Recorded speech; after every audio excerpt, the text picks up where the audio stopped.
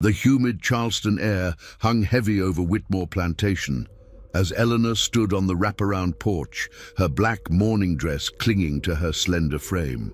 3 months had passed since her husband's funeral, yet the weight of grief, and something far more complex, still pressed against her chest like a stone. At 26, Eleanor Whitmore had never expected to become a widow so young. Thomas had been 43 when the fever took him, leaving her with 800 acres of cotton fields, a grand antebellum mansion, and 137 enslaved souls whose lives now rested entirely in her hands. The morning sun cast long shadows across the fields where dozens of figures moved in rhythmic patterns, their voices carrying fragments of work songs on the breeze.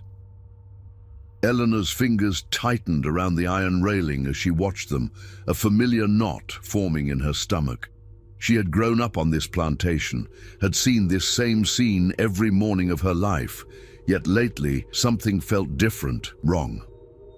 Mrs. Whitmore? The voice belonged to Jeremiah, the elderly house slave who had served her family for over 30 years. His weathered face bore the careful neutrality that all enslaved people wore when addressing their owners. "Mr. Caldwell is here to see you, ma'am." Eleanor's jaw tightened. Richard Caldwell owned the neighboring plantation and had been circling like a vulture ever since Thomas's death, offering to help manage her affairs with thinly veiled intentions of acquiring her land and her hand in marriage. "Tell him I'm indisposed," she said, not turning from the view. "Yes, ma'am, but he says it's about the cotton prices, says it's urgent business." Eleanor sighed, knowing she couldn't avoid Caldwell forever. The cotton market was indeed struggling, and as much as she despised the man's presumptuous advances, she needed to understand the economic realities facing her plantation. "Very well. Show him to the parlor. I'll be down shortly." As Jeremiah's footsteps faded into the house, Eleanor remained on the porch, steeling herself for another uncomfortable encounter. Her gaze drifted to the slave quarters, a row of small wooden cabins that housed the families who worked her land. Smoke rose from several chimneys where the women prepared the morning meal before heading to the fields. It was then that she saw him. Samuel emerged from one of the cabins, a leather-bound book tucked under his arm. Even from a distance, Eleanor could see the careful way he moved, the straight line of his shoulders that spoke of quiet dignity despite his circumstances. At 24, Samuel was the son of Moses, one of Thomas's most trusted field hands. Unlike his father, Samuel had been taught to read and write by the previous plantation owner's daughter, a scandalous decision that Thomas had grudgingly allowed to continue. Samuel's education made him invaluable for keeping records and managing some of the plantation's administrative tasks, but it also made him dangerous in the eyes of many white Charleston residents. An educated slave was a threat to the natural order they fought so desperately to maintain. As if sensing her gaze, Samuel looked up toward the main house. For a brief moment, their eyes met across the distance, and Eleanor felt something flutter in her chest, a sensation she quickly pushed down. Such thoughts were not only inappropriate, but dangerous for both of them. She turned abruptly and walked into the house, her heels clicking against the polished wooden floors. The interior of Whitmore Manor was a testament to Southern wealth. Crystal chandeliers, imported furniture, and oil paintings of stern-faced ancestors who had built their fortune on the backs of enslaved labor. In the parlor, Richard Caldwell stood examining a silver tea service, his thick fingers running over the ornate engravings. He was a large man with a ruddy complexion and the soft belly of someone who had never worked a day in the fields he owned. "Eleanor, my dear," he said, turning with a smile that didn't reach his eyes, "you look pale. This burden of managing such a large operation is clearly taking its toll." "Mr. Caldwell," she replied coolly, taking a seat in the high-backed chair farthest from him. "Jeremiah mentioned you had urgent business regarding cotton prices." Caldwell's smile faltered slightly at her formal tone. "Indeed, the prices have dropped another 15% this month." Many of the smaller plantations are already talking about selling. It's a difficult time for a woman to be managing such complex affairs alone. Eleanor's hands folded carefully in her lap. I appreciate your concern, but Whitmore Plantation has weathered economic storms before. Of course, Caldwell said, moving closer. But Thomas had years of experience, connections in Charleston and Savannah. You, my dear, are navigating treacherous waters without a compass. The condescension in his voice made Eleanor's teeth clench. What exactly are you proposing, Mr. Caldwell? A partnership, he said, his eyes gleaming. Combine our operations, your land with my expertise. It would be mutually beneficial. Eleanor understood the subtext perfectly. Caldwell wanted her plantation, and marriage was simply the legal mechanism to acquire it. Under South Carolina law, a married woman's property automatically became her husband's.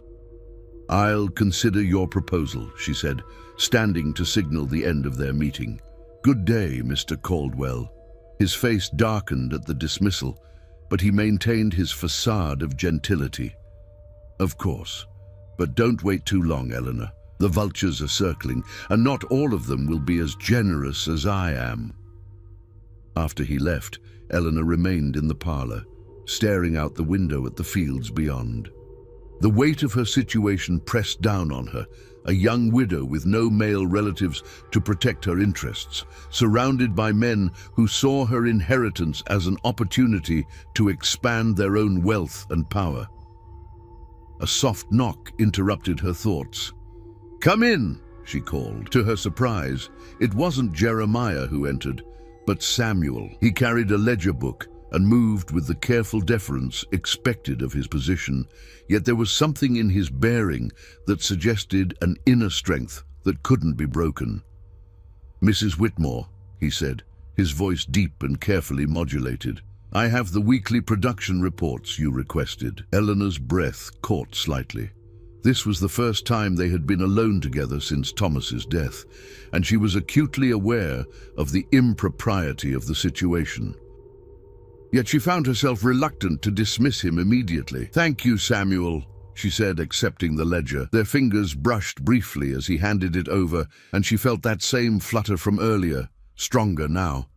Samuel's dark eyes met hers for a moment longer than was proper, and she saw something there.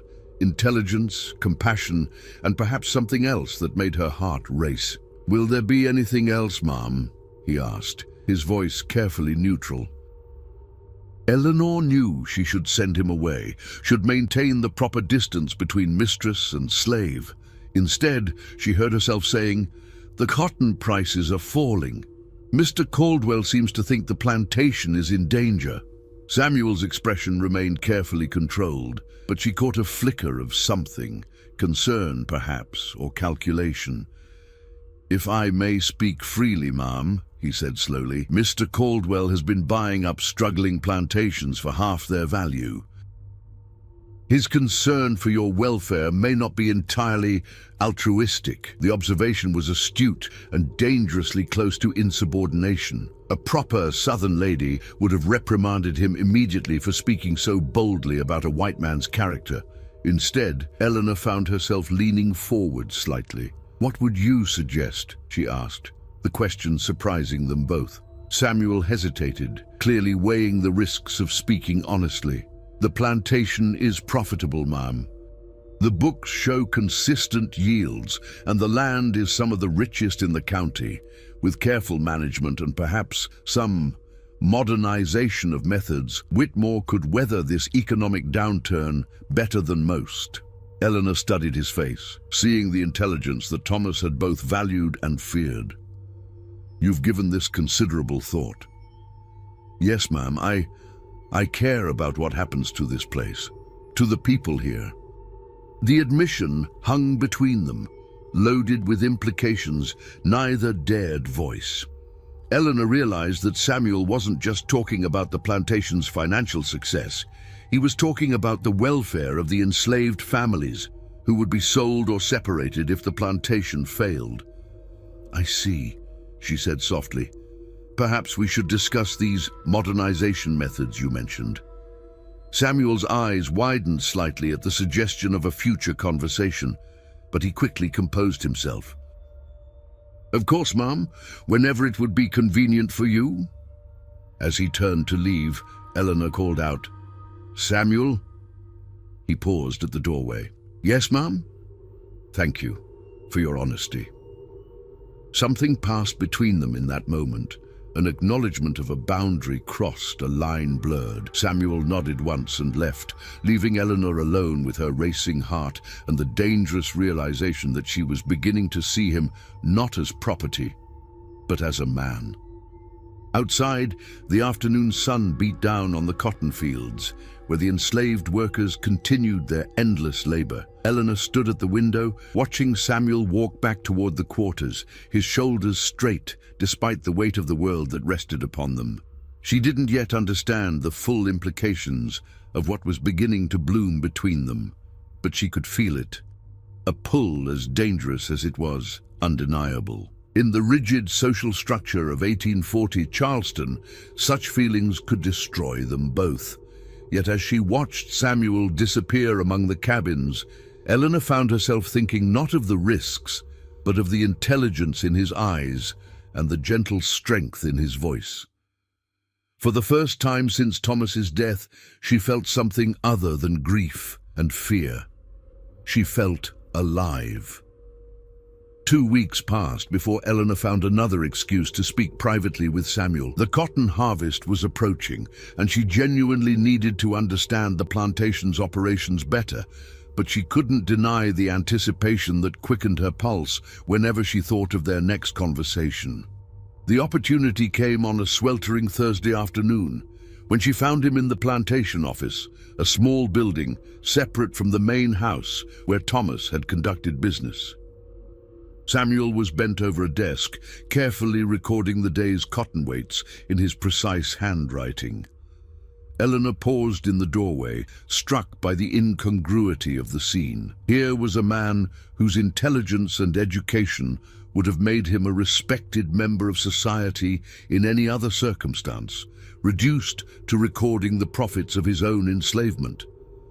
Samuel, she said softly, not wanting to startle him. He looked up immediately, setting down his pen and rising to his feet. Mrs. Whitmore, I didn't hear you approach. Please sit, she said, stepping into the small room. I wanted to discuss those modernization methods you mentioned.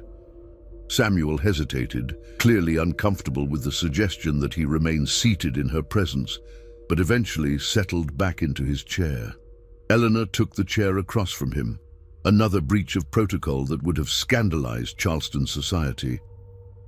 I've been reading about new cultivation techniques, Samuel began carefully, methods that could increase yield while requiring less intensive labor. As he spoke, Eleanor found herself captivated not just by his ideas, but by the passion in his voice. He described crop rotation systems, improved irrigation methods, and soil conservation techniques with the enthusiasm of a man who truly understood and loved the land. Where did you learn about these methods? Eleanor asked. Samuel's expression grew cautious.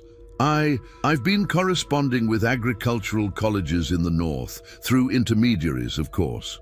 The admission was dangerous. Enslaved people were forbidden from receiving mail, and the idea of a slave educating himself about agricultural innovation would be seen as a direct threat to the established order. That's quite resourceful, Eleanor said, her admiration evident in her voice.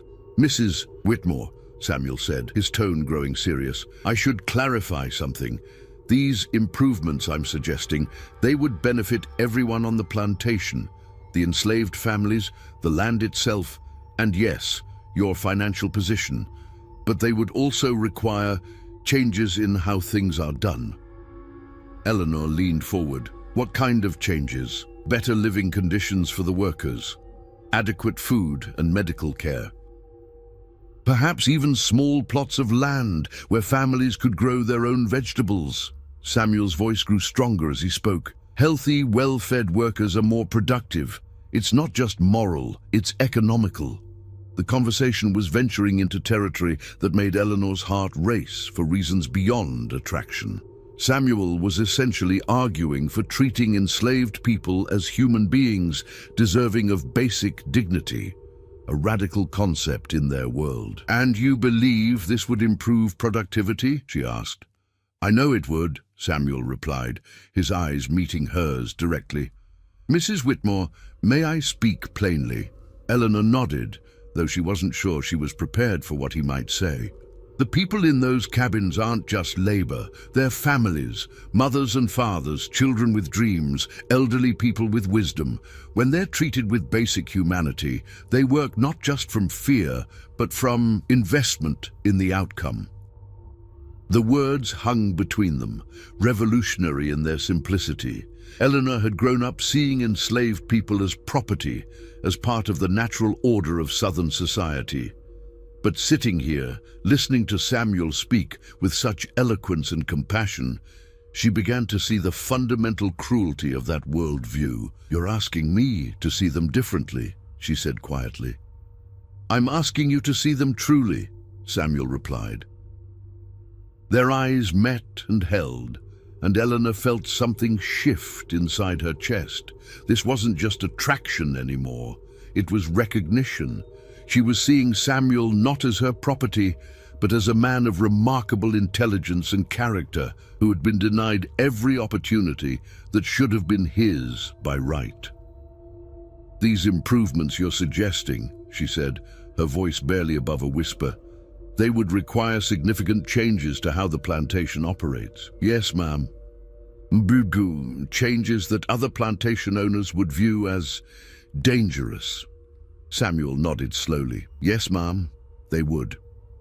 Eleanor stood and walked to the small window, looking out at the fields where the afternoon sun cast long shadows. She could see workers moving between the cotton rows, their movements efficient despite the oppressive heat. "Samuel," she said, without turning around, "what do you think of me?" The question surprised them both. Samuel was quiet for so long that Eleanor finally turned to face him. "Mrs. Whitmore, he began, then stopped, clearly struggling with how to answer honestly without overstepping bounds that could cost him his life. "Please," Eleanor said, "I want to know." Samuel took a deep breath. "I think you're a woman caught between the world you inherited and the person you're becoming. I think you have a good heart that's been taught to see evil as normal.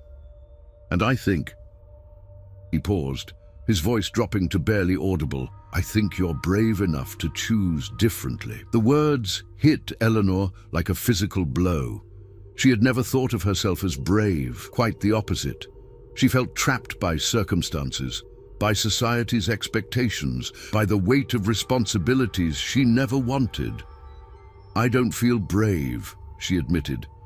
"Courage isn't the absence of fear," Samuel said gently. "It's acting rightly despite the fear."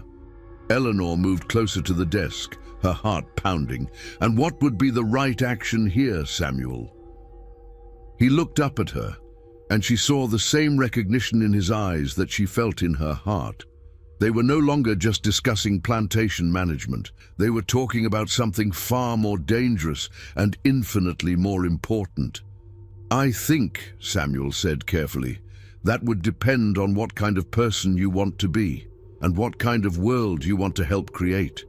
Before Eleanor could respond, the sound of approaching hoofbeats interrupted them. Samuel immediately stood and moved to the window.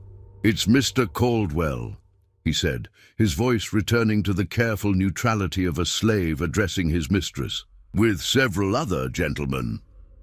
Eleanor's stomach dropped. She quickly moved away from Samuel, putting proper distance between them, but her mind raced with worry about how their private conversation might be interpreted if discovered. "You should return to your duties," she said, her voice louder than necessary for the benefit of anyone who might be listening. "Yes, ma'am," Samuel replied, gathering the ledgers. As he passed her on his way to the door, he spoke quietly. "Mrs. Whitmore, please be careful. Mr. Caldwell is not a patient man." The warning sent a chill down Eleanor's spine. She watched Samuel leave, then quickly composed herself before walking back to the main house to receive her unwelcome visitors. Caldwell stood on the front porch with 3 other plantation owners, Marcus Beauregard, James Thornton, and William Ashford. All were wealthy, influential men who formed the backbone of Charleston's planter aristocracy. "Gentlemen," Eleanor said, forcing a smile, "to what do I owe this unexpected pleasure?" "Eleanor, my dear," Caldwell said, his tone carrying an edge she hadn't heard before. "We need to discuss some concerning reports we've been hearing." Eleanor's blood chilled, but she maintained her composure. "Oh? What sort of reports?" "Reports about unusual activities on your plantation," Beauregard said, his cold eyes studying her face. "Slaves being given responsibilities above their station, improper fraternization between the races." The accusation hung in the air like a loaded gun. Eleanor realized that someone had been watching, reporting on her interactions with Samuel. In Charleston society, even the appearance of impropriety between a white woman and an enslaved man could result in violence, social ostracism, or worse. "I'm afraid I don't understand," Eleanor said, though her heart was racing. "I've been learning to manage the plantation's operations. Surely that's to be expected of a widow in my position." "Of course," Caldwell said smoothly. "But there are proper ways to conduct such business, ways that maintain the natural order of things." Thornton stepped forward, his voice carrying a barely concealed threat. "Mrs. Whitmore, we're here as friends, offering guidance, but understand that the community has certain expectations about how a plantation should be run." Eleanor felt the walls closing in around her. These men weren't just offering advice, they were delivering a warning. Step out of line and there would be consequences.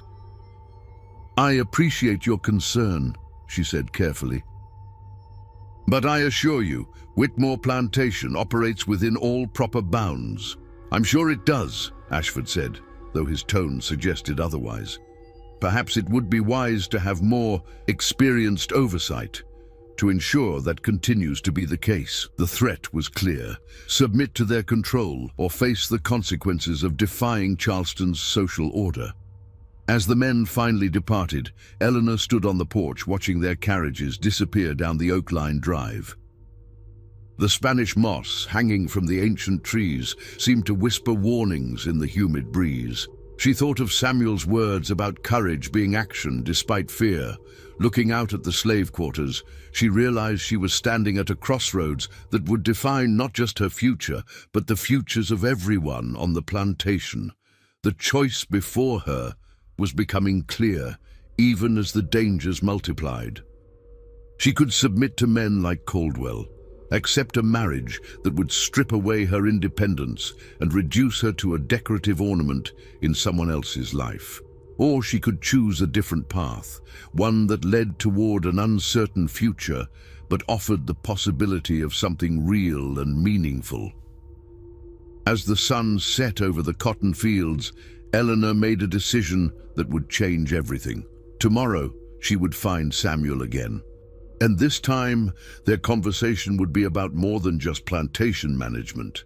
It would be about the courage to choose love over safety, humanity over convention, and truth over the comfortable lies that held their world together. Eleanor barely slept that night. She lay in her four-poster bed, staring at the ceiling while moonlight filtered through the lace curtains, casting intricate shadows across the room. Every creak of the old house seemed amplified. Every sound from the slave quarters carried on the night breeze felt significant. By dawn, she had made her decision.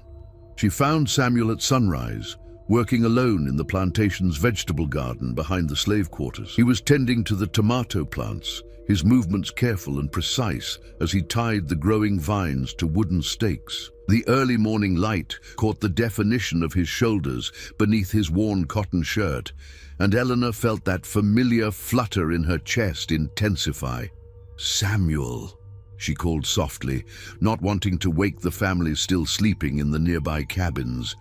He turned, surprise flickering across his features when he saw her. It was highly unusual for the plantation mistress to venture into this area, especially so early in the morning. "Mrs. Whitmore?" he said, straightening and wiping his hands on a cloth. "Is everything all right?" Eleanor approached slowly, acutely aware that they were more alone than they had ever been. The slave quarters were quiet, most of the workers still preparing for the day ahead. "I need to speak with you," she said, "about yesterday, about what Mr. Caldwell and the others said." Samuel's expression grew serious. "Ma'am, if I've caused you any trouble—" "You haven't," Eleanor interrupted. "But I think we both know that our conversations have been noticed." Samuel nodded grimly. "Yes, ma'am. I suspected as much." Eleanor moved closer, close enough that she could see the flecks of gold in his dark eyes, close enough to catch the scent of earth and morning air that clung to his skin. "Samuel," she said, her voice barely above a whisper, "I want you to know that I don't regret our conversations. In fact, they've been the most meaningful exchanges I've had since Thomas died." Something shifted in Samuel's expression. Surprise, hope, and something deeper that made Eleanor's breath catch. "Mrs. Whitmore," he said carefully, "what are you saying?" Eleanor took a deep breath, knowing that her next words would cross a line from which there might be no return. "I'm saying that when I look at you, I don't see property.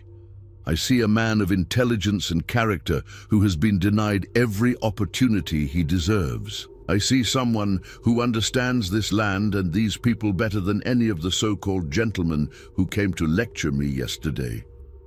Samuel's eyes widened, and Eleanor could see him struggling to process her words. "And," she continued, her heart pounding so hard she was sure he could hear it, "I see someone who makes me feel more alive than I have in years."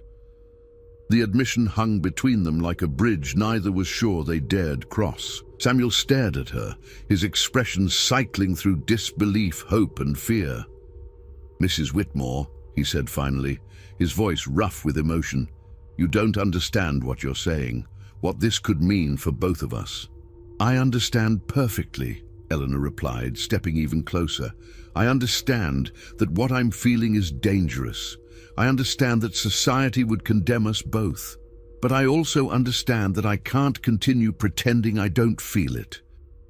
Samuel's hands clenched at his sides, and Eleanor could see the internal battle raging within him. When he spoke, his voice was barely audible. "Eleanor," he said, using her first name for the first time, "I've felt it too. God help me, I've felt it too." The confession broke something open between them. Eleanor reached out, her fingers brushing against his hand, and the contact sent electricity through both of them. "Then what do we do?" she whispered. Before Samuel could answer, the sound of voices from the slave quarters interrupted them. The morning routine was beginning, and soon the area would be bustling with activity. "We can't talk here," Samuel said urgently, glancing toward the cabins. "It's too dangerous." Eleanor nodded, her mind racing. "The old tobacco barn, the one by the creek. Meet me there tonight after the evening meal." Samuel hesitated, clearly understanding the magnitude of what she was suggesting. A clandestine meeting between them would be the ultimate transgression, one that could result in his death and her complete social destruction. "Eleanor," he said, "if we're discovered—" "I know," she said, "but I also know that I can't live the rest of my life wondering what if." Samuel studied her face, searching for any sign of doubt or hesitation. Finding none, he nodded slowly. "Tonight," he agreed. Eleanor turned to leave, then paused. "Samuel, yesterday you said courage was acting rightly despite fear. What if society is wrong about what's right?" Samuel's expression grew thoughtful. "Then I suppose we have to decide whether we're going to live by society's rules or by our own conscience." Eleanor nodded and walked back toward the main house, her heart racing with anticipation and terror in equal measure. She had just arranged a secret meeting with an enslaved man, a meeting that could destroy them both. Yet for the first time since Thomas's death, she felt truly alive. The day passed with agonizing slowness. Eleanor went through the motions of her daily routine, reviewing household accounts, meeting with the overseer, responding to social correspondence, but her mind was entirely focused on the evening ahead. As the sun began to set, painting the sky in shades of orange and pink, Eleanor made her excuses to the household staff and retired to her room early. She waited until the plantation had settled into its nighttime quiet, then slipped out through the kitchen door, her heart pounding with each step. The old tobacco barn stood at the edge of the property, near a creek that wound through a grove of ancient oak trees. It had been abandoned for years, used now only for storing old equipment and supplies. Eleanor had chosen it precisely because it was isolated, unlikely to be visited by anyone after dark. Samuel was already there when she arrived, standing in the shadows near the barn's entrance. The moonlight filtering through the trees cast dappled patterns across his face, highlighting the strong line of his jaw and the intensity in his eyes. "You came?" Eleanor said, though she realized immediately how foolish the words sounded. "Did you think I wouldn't?" Samuel replied, stepping closer. Eleanor shook her head, suddenly feeling nervous and uncertain. Now that they were here alone in the darkness, the magnitude of what they were doing hit her with full force. "Samuel," she began, "I need you to understand something. That is, with Thomas, our marriage was an arrangement," Samuel finished gently. "I understand." Eleanor looked up at him, grateful for his perception. "Yes, an arrangement. I've never felt for anyone what I feel for you." Samuel reached out slowly, giving her time to pull away if she chose. When she didn't, his fingers gently touched her cheek, and Eleanor felt her breath catch at the tenderness of the gesture. "Eleanor," he said, "I need you to be sure. Once we cross this line, there's no going back. Not for either of us." Eleanor covered his hand with hers, pressing it against her cheek. "I'm sure," she whispered. Samuel's other hand came up to frame her face, and Eleanor felt herself drowning in the intensity of his gaze. When he leaned down to kiss her, she met him halfway, their lips coming together with a passion that had been building for weeks. The kiss was everything Eleanor had never experienced, tender yet urgent, gentle yet consuming. When they finally broke apart, both were breathing hard. "Eleanor," Samuel whispered against her forehead, "I love you. I know I have no right to say it, but I do." Eleanor's eyes filled with tears, not of sadness, but of overwhelming emotion. "You have every right," she said fiercely, "and I love you too." They held each other in the moonlight, both understanding that they had just changed everything. Whatever came next, they would face it together. But as they stood there, lost in each other's arms, neither of them noticed the figure watching from the shadows of the oak trees. Richard Caldwell had suspected something was amiss, and tonight his suspicions had been confirmed. As Eleanor and Samuel finally parted, promising to meet again the following night, Caldwell slipped away into the darkness, his mind already working on how to use this information to his advantage. The lovers had found each other, but their secret was no longer safe. The storm that would soon engulf them was already gathering, and when it broke, it would test not only their love, but their very survival. 3 weeks passed in a haze of stolen moments and whispered conversations. Eleanor and Samuel met every few nights at the abandoned tobacco barn, their relationship deepening with each encounter. They talked for hours about everything: literature, philosophy, their dreams for a different world. Samuel shared stories of his childhood, of learning to read by candlelight while his mother kept watch. Eleanor spoke of her loneliness in her marriage, of feeling like a beautiful ornament in Thomas's grand design rather than a partner. Their physical relationship had grown as well, slowly and tenderly, with Samuel always careful to ensure Eleanor felt safe and cherished. For the first time in her life, Eleanor understood what it meant to be truly desired and loved for who she was, not what she represented. But their secret was becoming harder to maintain. Eleanor found herself humming while she worked, smiling at unexpected moments, and taking more interest in the welfare of the enslaved families on the plantation.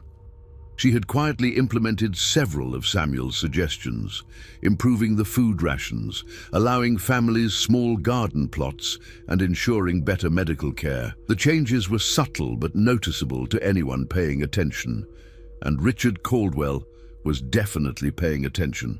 On a humid Tuesday morning, Eleanor was reviewing the plantation's books in the main house when Jeremiah announced that Caldwell had arrived for an unscheduled visit. Eleanor's stomach clenched with apprehension, but she composed herself and went to receive him in the parlor.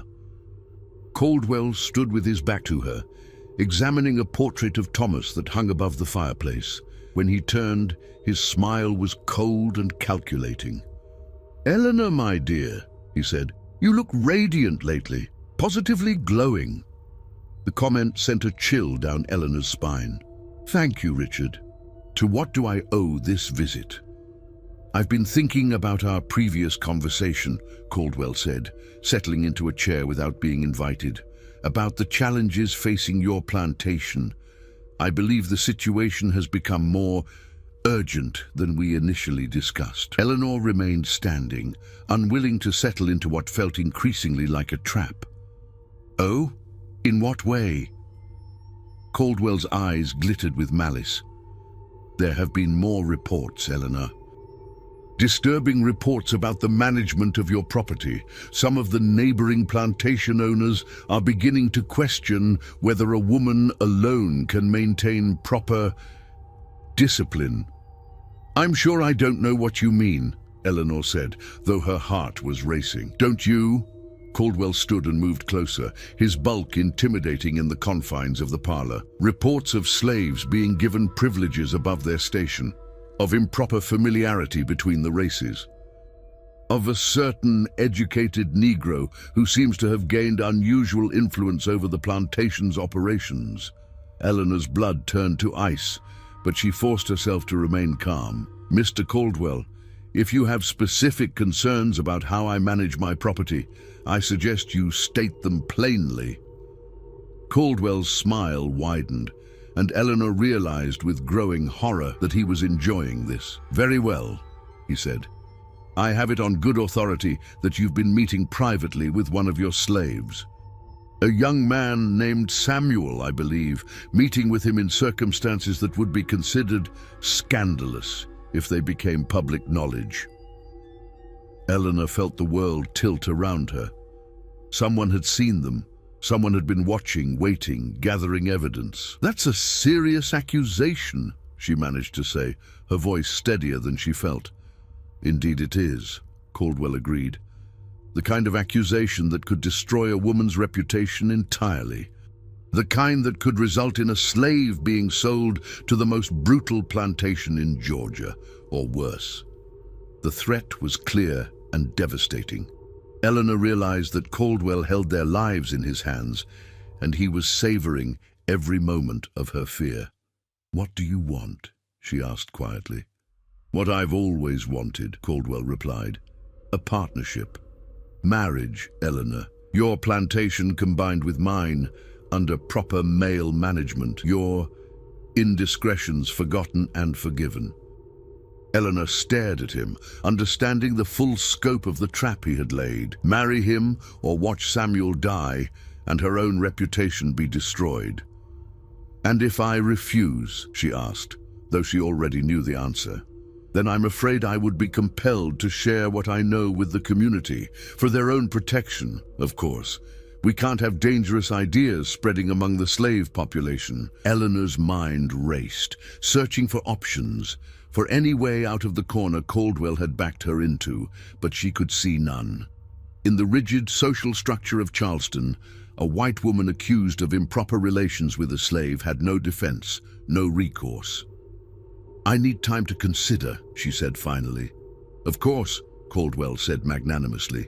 "But don't take too long, my dear. Secrets have a way of becoming harder to contain the longer they're kept." After he left, Eleanor collapsed into a chair, her hands shaking. She had to warn Samuel, had to find a way to protect him, but she also knew that any attempt to communicate with him now would only provide Caldwell with more evidence. That evening, Eleanor paced her bedroom like a caged animal, desperate to meet Samuel at their usual place, but knowing it was too dangerous. She had to find another way to reach him, to warn him of the danger they faced. The opportunity came the next morning when she saw Samuel working in the plantation office. She approached casually, as if conducting normal business, but her heart was pounding. "Samuel," she said quietly, "we need to talk, but not here, not at our usual place. It's not safe." Samuel looked up from his ledgers, immediately sensing the urgency in her voice. "What's happened?" "Caldwell knows," Eleanor whispered.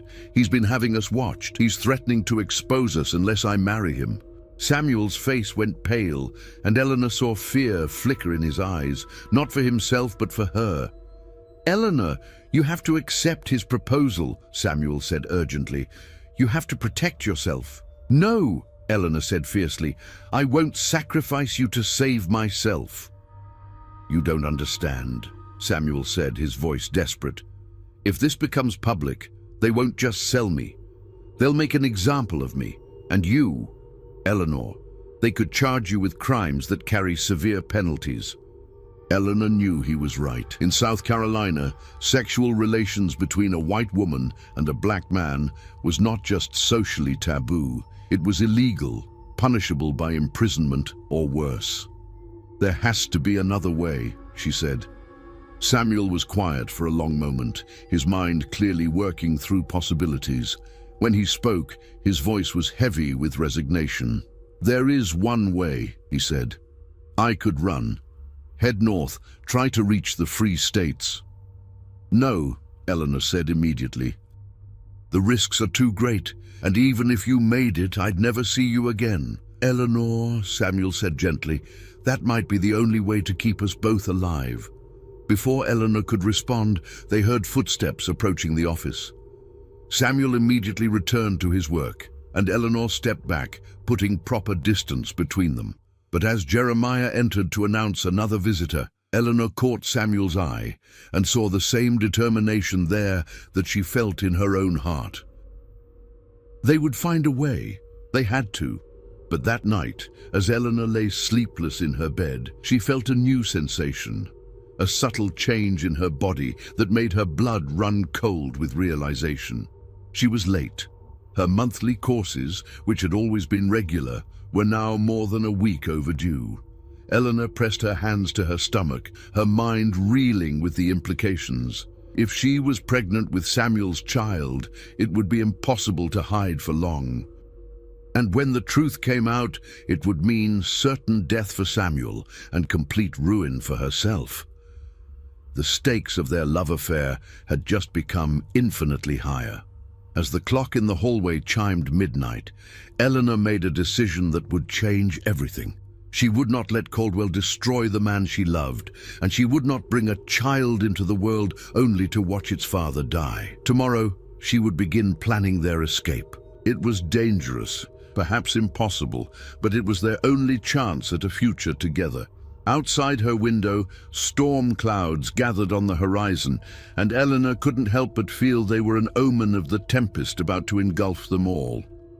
Eleanor's suspicions were confirmed a week later when the plantation's doctor, summoned under the pretense of treating a persistent headache, delivered the news she both feared and secretly hoped for.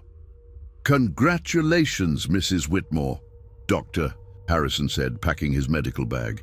"You're with child. About 6 weeks along, I'd estimate." Eleanor managed to maintain her composure until the doctor left, then sank into a chair, her hands instinctively moving to her still flat stomach. A child. Samuel's child. The thought filled her with equal parts joy and terror.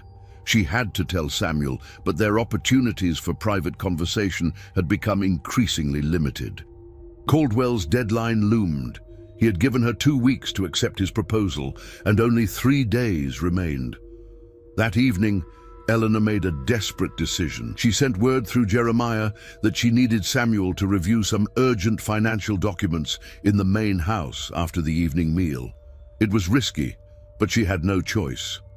Samuel arrived at the appointed time, his expression carefully neutral, but his eyes alert to the danger of meeting in the main house.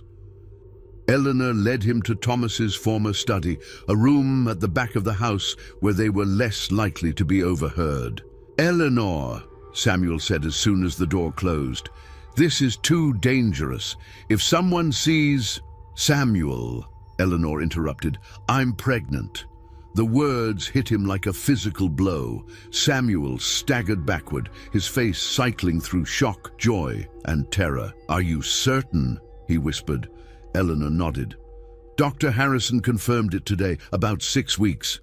Samuel sank into a chair, his head in his hands. When he looked up, his eyes were filled with anguish.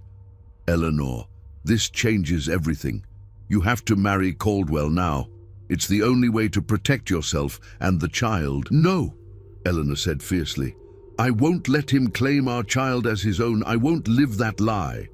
"Then what?" Samuel asked desperately. "Eleanor, when people realize the timing, when they see the child—" Eleanor moved to the window, looking out at the moonlit plantation grounds. "We run," she said quietly. "We take what money I can access and head north. Together." Samuel was quiet for so long that Eleanor turned to face him. His expression was one of profound sadness. "Eleanor," he said gently, "do you understand what you're suggesting? A white woman traveling with a black man? Even in the north, we'd face suspicion, hostility. And if we're caught before we reach free territory—" "I know the risks," Eleanor said, "but what's the alternative? Watch you die. Raise our child to believe Caldwell is its father." Samuel stood and moved to her, taking her hands in his. "There might be another way," he said slowly. "A more dangerous way, but one that might give us a real chance." Eleanor looked up at him, hope flickering in her chest. "What do you mean?" "There are people," Samuel said carefully. "People who help slaves escape to freedom. They call it the Underground Railroad. I've heard whispers, rumors of safe houses and routes north." Eleanor's eyes widened. She had heard vague stories of abolitionists who aided runaway slaves, but she had never imagined they might be her salvation. "You think they would help us?" she asked. "I don't know," Samuel admitted. "A white woman choosing to flee with a slave. It's not a situation they've likely encountered before, but there's someone who might know. Moses, my father. He's been on this plantation longer than anyone. If there are connections to be made, he would know about them." Eleanor nodded, her mind already racing with possibilities. "How do we approach him?" "Carefully," Samuel said, "and soon. Caldwell's deadline is approaching, and once you refuse his proposal, he'll act quickly to destroy us both." Before Eleanor could respond, they heard the sound of horses approaching the main house. Samuel immediately moved away from the window, and Eleanor's heart began to race. "It's Caldwell," Samuel said grimly, recognizing the sound of the man's distinctive carriage. "With others." Eleanor's blood turned to ice. A late-night visit from Caldwell, accompanied by other men, could only mean trouble. "You have to go," she whispered urgently. "Use the back stairs. Slip out through the kitchen." Samuel hesitated, clearly reluctant to leave her to face whatever was coming alone. "Go," Eleanor insisted. "If they find you here—" Samuel nodded reluctantly and moved toward the door, but before leaving, he turned back to her. "Eleanor," he said, "whatever happens tonight, know that I love you. Both of you." He was gone before Eleanor could respond, slipping out of the study like a shadow. Eleanor quickly composed herself and went to the front parlor to receive her unwelcome visitors. Caldwell stood on the front porch with 3 other men, Sheriff Morrison, Judge Whitfield, and Marcus Beauregard. The presence of law enforcement and judicial authority made Eleanor's stomach clench with dread.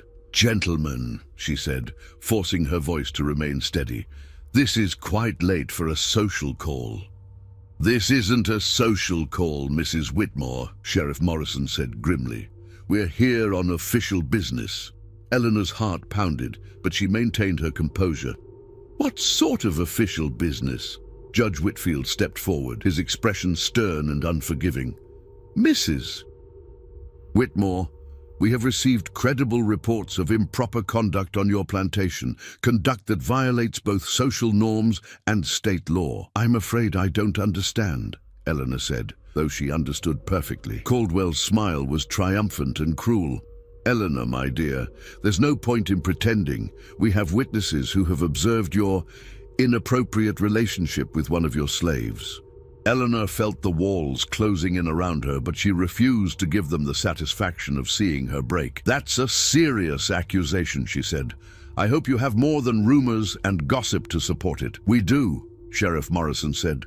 "Mr. Caldwell has provided sworn testimony about what he observed. We also have statements from other plantation workers who have witnessed improper familiarity between you and the slave called Samuel." Eleanor realized with growing horror that Caldwell had been thorough in building his case. He had not only watched them himself, but had also pressured or bribed other slaves to provide testimony against them. "Mrs. Whitmore," Judge Whitfield said, "under South Carolina law, sexual relations between a white woman and a Negro slave constitute a serious crime. If these allegations are proven true, you could face imprisonment, and the slave in question would face execution."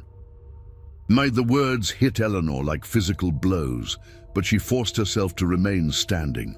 "What do you want from me?" she asked quietly. Caldwell stepped forward, his expression magnanimous, but his eyes cold. "Eleanor, I'm prepared to be merciful.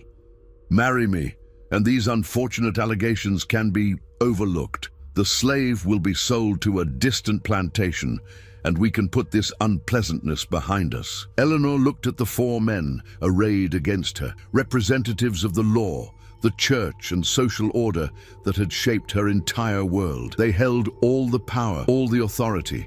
By every measure of the society she had grown up in, she should submit to their demands. Instead, she thought of Samuel's words about courage being action despite fear.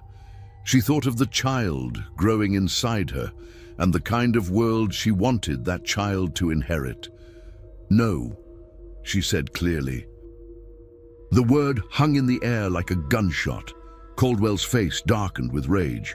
"Eleanor," he said, his voice carrying a dangerous edge, "you're making a grave mistake." "Perhaps," Eleanor replied, "but it's my mistake to make." Sheriff Morrison stepped forward. "Mrs. Whitmore, I'm placing you under house arrest, pending a formal investigation. You are not to leave this property or communicate with the slave in question." Eleanor nodded, understanding that her refusal had set events in motion that could no longer be stopped.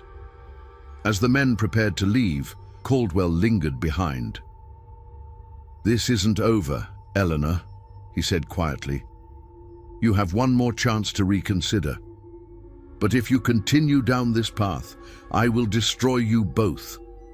After they left, Eleanor stood alone in the parlor, her hands shaking with the magnitude of what had just occurred. She was now under official suspicion, her movements restricted, her communication monitored, but she had made her choice. Now she had to find a way to warn Samuel and begin planning their escape before Caldwell's net closed around them completely. Outside, storm clouds that had been gathering all day finally opened, sending rain lashing against the windows. Eleanor couldn't help but feel that the tempest was just beginning. Eleanor spent a sleepless night pacing her bedroom, her mind racing through possible escape plans. By dawn, she had made her decision. She would have to trust Moses, Samuel's father, and hope that the rumors of the Underground Railroad were more than wishful thinking. The challenge was making contact. Sheriff Morrison had stationed 2 deputies on the plantation grounds, ostensibly to maintain order but actually to monitor Eleanor's movements. She was effectively a prisoner in her own home. The opportunity came during the morning meal preparation. Eleanor approached Jeremiah in the kitchen, speaking quietly, while the other house servants bustled about their duties. "Jeremiah," she said, "I need you to deliver a message to Moses. Tell him I need to speak with him urgently about agricultural matters." Jeremiah's weathered face showed no emotion, but Eleanor caught the flicker of understanding in his eyes. He had served the Whitmore family for decades and was astute enough to read between the lines.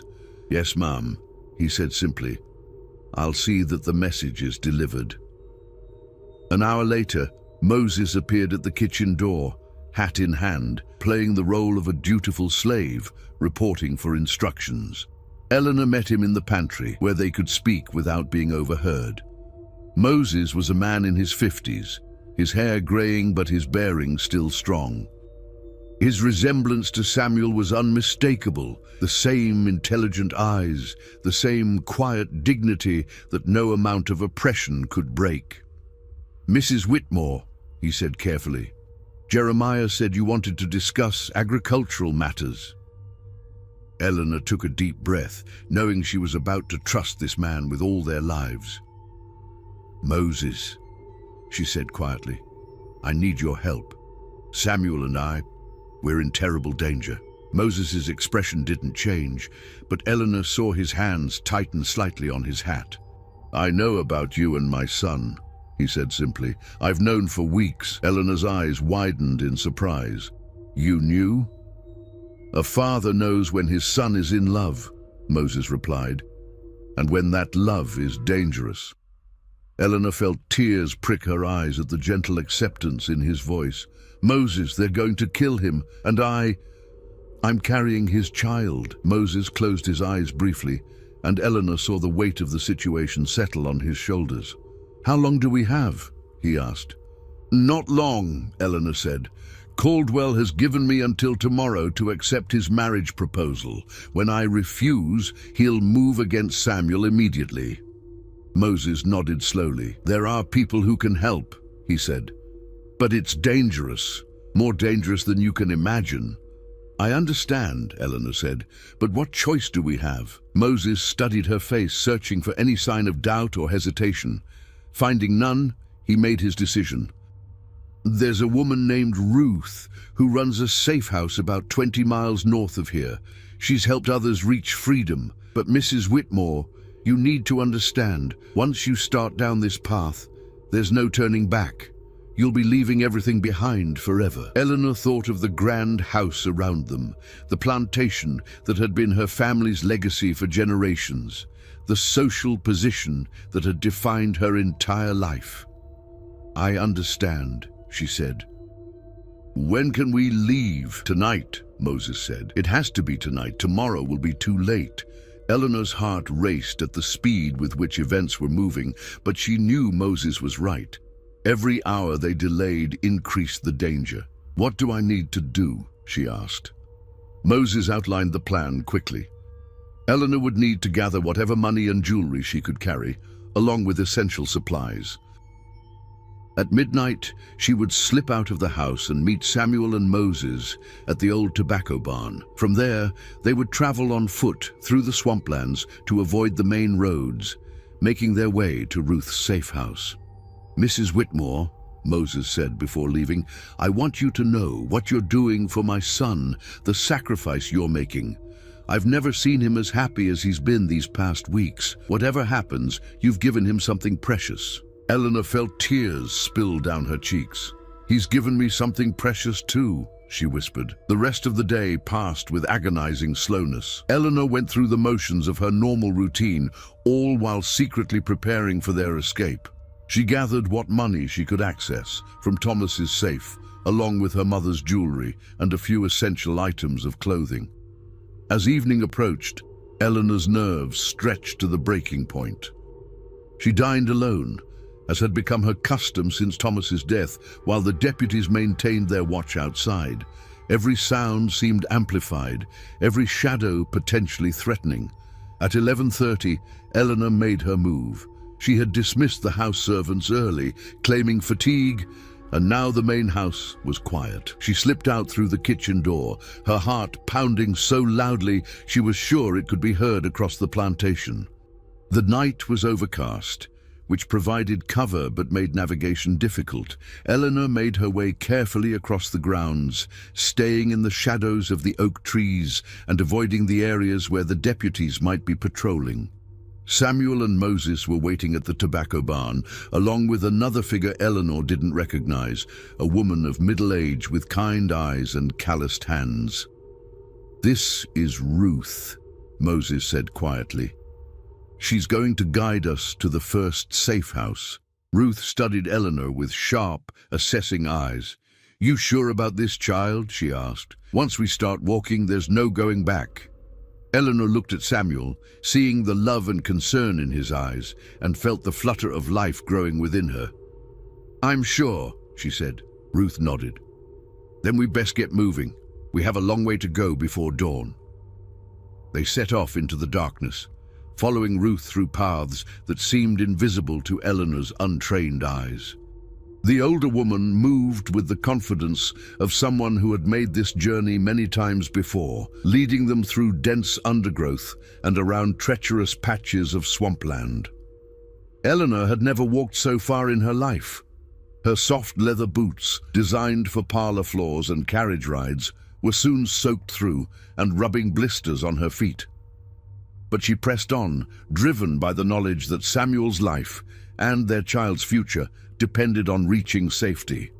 After what felt like hours, Ruth finally called a halt near a small creek. They were deep in the swamplands now, surrounded by cypress trees draped in Spanish moss that created an otherworldly landscape in the moonlight. "We rest here for a few minutes," Ruth whispered, "but stay quiet. Sound carries in the swamp." Eleanor sank gratefully onto a fallen log, her legs trembling with exhaustion. Samuel immediately moved to her side, his face creased with concern. "Are you all right?" he asked quietly. Eleanor nodded, though she wasn't sure it was true. The physical demands of their escape were unlike anything she had ever experienced, and she was acutely aware of the child growing inside her. "How much farther?" she whispered to Ruth. "About 5 more miles," Ruth replied. "But the hardest part is still ahead. We have to cross the main road and there are patrols." Eleanor's stomach clenched at the mention of patrols. She knew that runaway slaves were hunted with dogs and armed men, and the penalties for those who aided them were severe. As if reading her thoughts, Ruth continued, "Mrs. Whitmore, I need you to understand something. If we're caught, I can't protect you. Your best chance would be to claim you were kidnapped, forced to come along against your will." Eleanor shook her head immediately. "I won't abandon Samuel to save myself." Ruth's expression softened slightly. "I hoped you'd say that, but I had to give you the choice."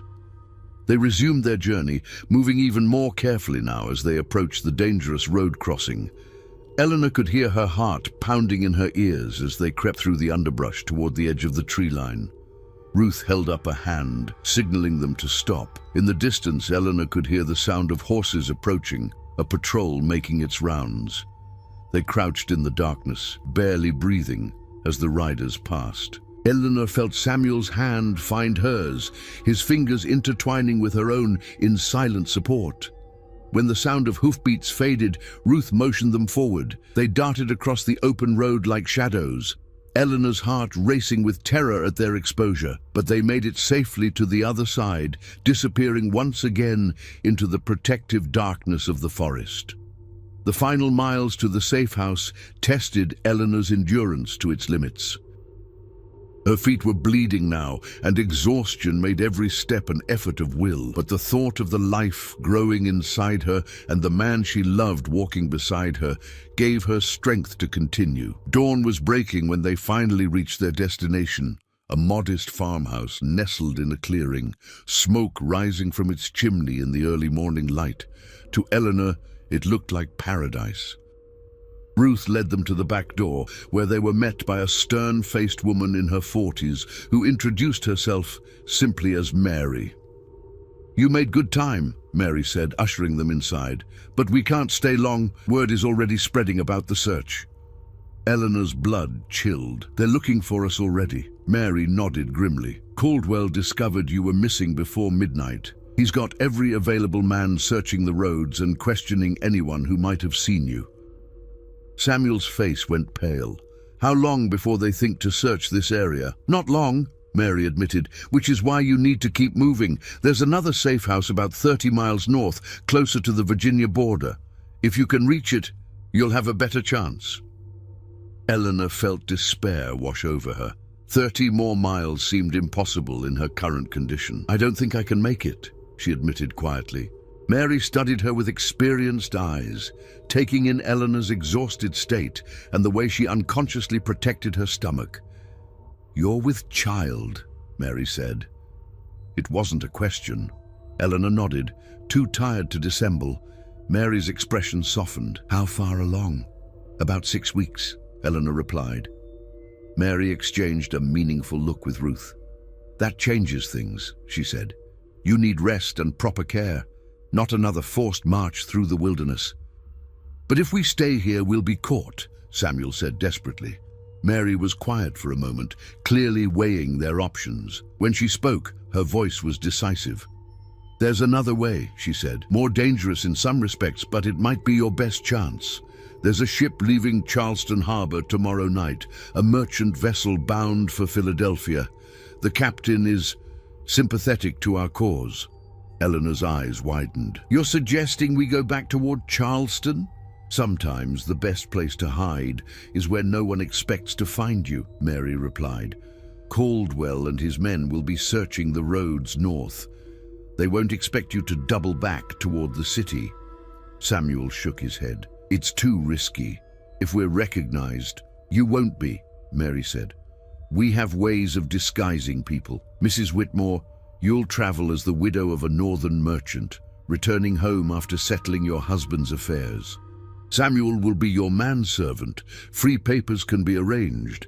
Eleanor felt a spark of hope for the first time since their escape began. "You think it could work?" "I think it's your best chance," Mary replied. "But you need to decide quickly. If you're going to make it to Charleston by tomorrow night, you need to leave within the hour." Eleanor looked at Samuel, seeing her own mixture of hope and terror reflected in his eyes. They were being offered a chance at freedom, but it required walking directly back into the heart of danger. "What do you think?" she asked him quietly. Samuel was quiet for a long moment, his mind clearly working through the possibilities and risks. "I think," he said finally, "that sometimes the most dangerous path is also the only path to freedom." Eleanor nodded, her decision made. "Then we go to Charleston." As Mary and Ruth began preparing for their journey, Eleanor felt a strange sense of calm settle over her. They were still in terrible danger, still facing an uncertain future. But for the first time since this nightmare began, she felt like they had a real chance. The storm that had been building around them was far from over, but perhaps, just perhaps, they might find their way through it to the other side. The journey back toward Charleston required a complete transformation. Mary worked with practiced efficiency, dyeing Eleanor's distinctive auburn hair a mousy brown and providing her with the somber clothing of a northern widow. Samuel was given the papers of a freed slave named Joseph, along with a letter of employment from Eleanor's fictional deceased husband. "Remember," Mary instructed as they prepared to leave, "you're Mrs. Elizabeth Morrison, recently widowed, returning to Philadelphia after settling your husband's cotton trading business. Samuel is Joseph, your loyal servant who has been with your family for years. You're traveling together because you trust him to protect you on the dangerous journey north." Eleanor practiced the story until it felt natural, while Samuel studied his forged papers with the intensity of a man whose life depended on memorizing every detail, which in fact it did. They traveled by wagon for the first part of the journey, hidden beneath sacks of grain, while a sympathetic farmer transported them closer to Charleston. The irony of returning to the very city where their troubles began was not lost on Eleanor, but she understood the wisdom of Mary's plan. Caldwell's search efforts would be focused on the roads leading away from Charleston, not toward it. As they approached the city's outskirts, Eleanor felt her anxiety spike. Charleston was a relatively small community where everyone knew everyone else's business. The risk of being recognized was enormous, but their disguises proved effective. Eleanor, with her dyed hair and modest clothing, looked nothing like the elegant plantation mistress who had graced Charleston's social events. Samuel, carrying himself with the careful deference of a servant, attracted no unusual attention. They took rooms at a modest inn near the harbour, Eleanor registering as Mrs. Morrison, while Samuel was given quarters in the servants' area. The separation was painful, but necessary to maintain their cover. That evening, as Eleanor sat alone in her small room, she felt the full weight of what they had sacrificed. Everything she had known, her home, her social position, her very identity, was gone forever. She was now a fugitive, carrying the child of a man society considered her property, betting everything on the hope of reaching a place where their love might be allowed to exist. A soft knock at her door interrupted her melancholy thoughts. Eleanor opened it to find Samuel, his face creased with concern. "Are you all right?" he asked quietly, glancing down the hallway to ensure they weren't observed. Eleanor pulled him into the room, closing the door behind him. "I'm scared," she admitted, falling into his arms. Samuel held her tightly, his own fear evident in the tension of his body. "I know," he whispered, "but we're so close now. Tomorrow night we'll be on that ship." Eleanor pulled back to look at his face. "Samuel, what if this doesn't work? What if we're caught?" Samuel's hands came up to frame her face, his thumbs gently wiping away tears she didn't realize she was crying. "Then we'll face whatever comes together," he said. "Eleanor, these past months with you have been the happiest of my life. Whatever happens tomorrow, I want you to know that loving you has been worth every risk." Eleanor felt her heart break and soar simultaneously. "I love you too," she whispered. "Both of you," she added, placing his hand on her still flat stomach. They spent the night holding each other, finding comfort in their closeness, while the sounds of Charleston's harbour drifted through the window, ships creaking at anchor, sailors calling to each other, the splash of waves against the docks. The next day passed with agonizing slowness. Eleanor remained in her room, playing the part of a grieving widow who preferred solitude.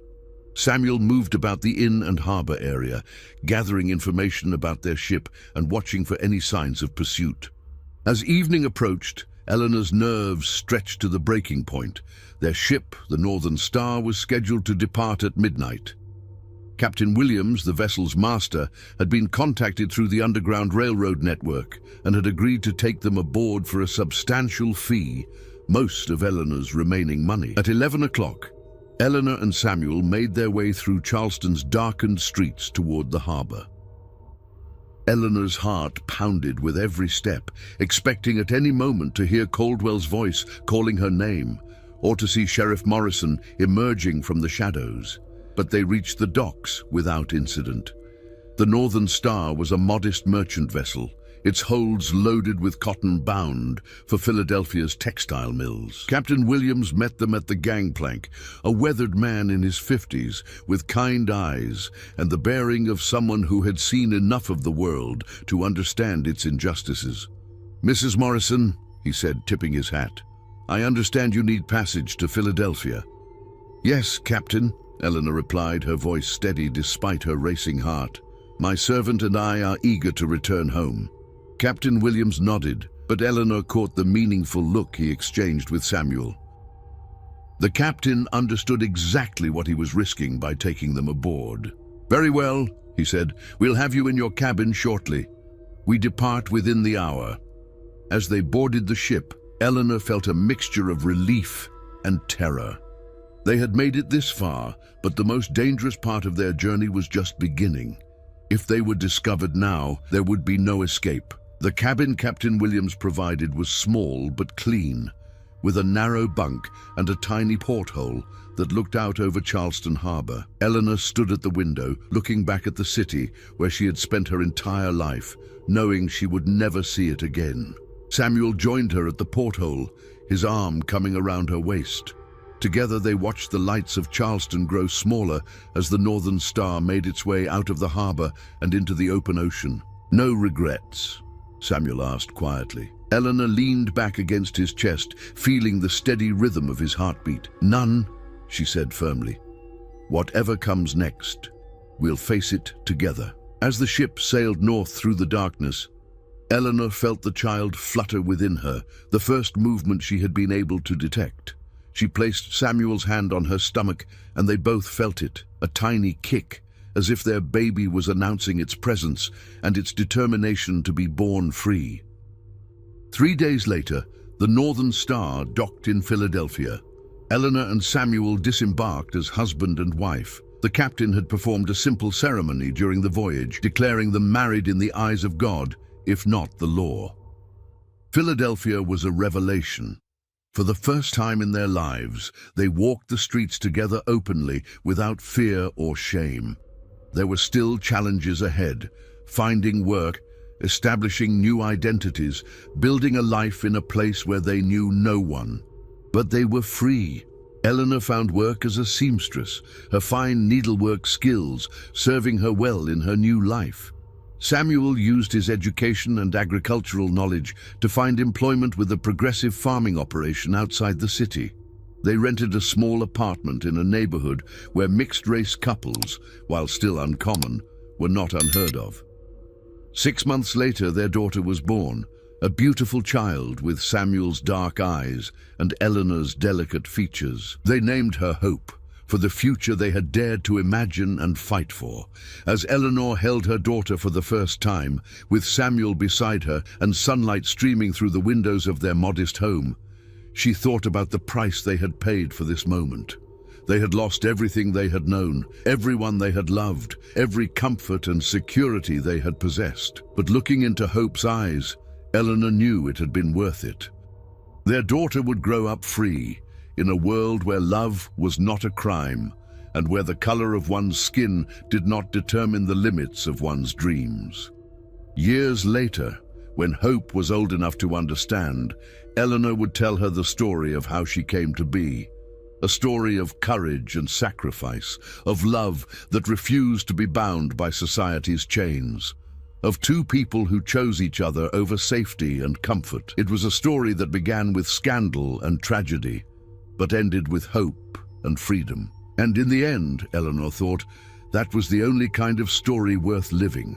The storm had passed, and they had found their way to calmer waters. Together, they had built something beautiful from the wreckage of their old lives, a family bound not by law or convention, but by love and choice, and the unshakable belief that all people deserved the chance to be free. In Charleston, the Whitmore plantation eventually fell into ruin, its fields returning to wilderness. Richard Caldwell never found another opportunity quite as lucrative, and he spent his remaining years bitter and diminished. The enslaved families who had worked the land were sold to other plantations, their fates lost to history. But in Philadelphia, in a small apartment filled with laughter and love, Eleanor and Samuel built a new world, one where their daughter could grow up believing that love was stronger than hate, that courage could overcome fear, and that freedom was worth any price. It was a lesson Hope would carry with her throughout her life, and one she would pass on to her own children in turn. The legacy of Eleanor and Samuel's love would endure long after the society that had tried to destroy them had crumbled into dust. And in the end, perhaps that was the greatest victory of all.